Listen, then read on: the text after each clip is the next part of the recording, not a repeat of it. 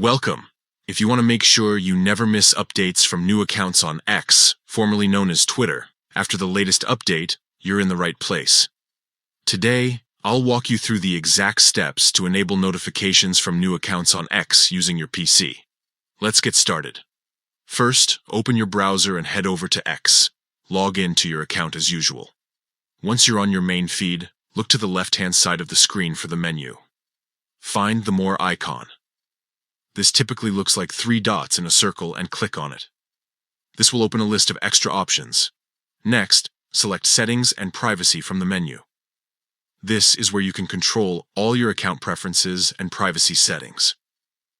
Once you're in the settings area, look for the section labeled Privacy and Safety.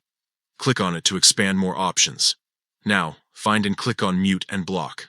This is the area where you can manage which notifications you want to filter or allow. Inside, you'll see an option called Muted Notifications. Click on that to access your notification filters. Here's the crucial step.